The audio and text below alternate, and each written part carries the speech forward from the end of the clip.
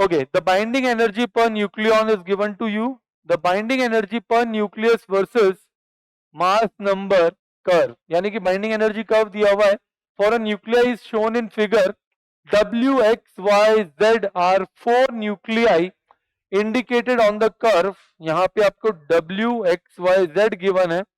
The process that would release energy. ठीक है, हमें ये पता करना है. देखिए मैं इसको एक है ना किसी भी एक पर्टिकुलर केस के लिए एक बाइंडिंग एनर्जी कर्व मान लेता हूं. ध्यान दीजिएगा इसको. ये कुछ ऐसा कर्व हो गया आपके पास. ठीक है, अब देखिए यहां पर क्या हो गया, आपके पास हेवियर न्यूक्लियाई आ जाते हैं और यहाँ पर लाइटर न्यूक्लियाई होते हैं.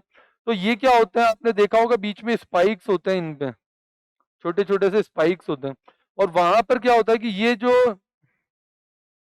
न्यूक्लियाई होता है ना, ये कंबाइन करके ये हेवियर न्यूक्लियस बनाते हैं, सॉरी स्टेबल. और ये बेसिकली अगर आपको ध्यान हो तो 8.5 जो होता है ना वो आयरन के लिए होता है, मोस्ट स्टेबल एलिमेंट होता है वो.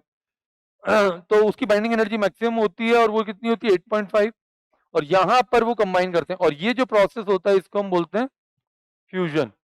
और यहाँ पर N/Z रेशियो होता है 1 के बराबर. ठीक है. On the other hand heavier nucleus के लिए क्या होता है, ये यहाँ से स्टेबिलिटी की तरफ आते हैं बाय यूज टूटकर, ये फ्यूजन के होके आते हैं और ये टूट कर आते हैं और यहाँ पर भी एनर्जी रिलीज होती है.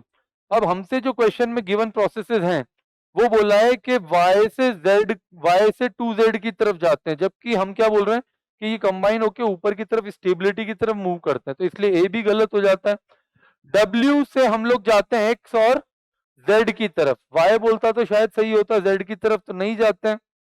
और फिर बोला कि W से 2y की तरफ, तो राइट, एब्सोल्युटली राइट. हम लोग ये कह सकते हैं कि W से 2y की तरफ वो जा सकता है. और x to yz, no, x to yz नहीं, ये बिल्कुल गलत है. तो यहां पर हम लोग ये देख सकते हैं कि ये स्टेबिलिटी, ये जो स्पाइक्स हैं ये वो यहाँ पर वो वाले निकलेंगे जो ये कंबाइन करके स्टेबल की तरफ जाना चाहते हैं. ठीक है, तो ये क्या हो गया आपके पास W to 2y.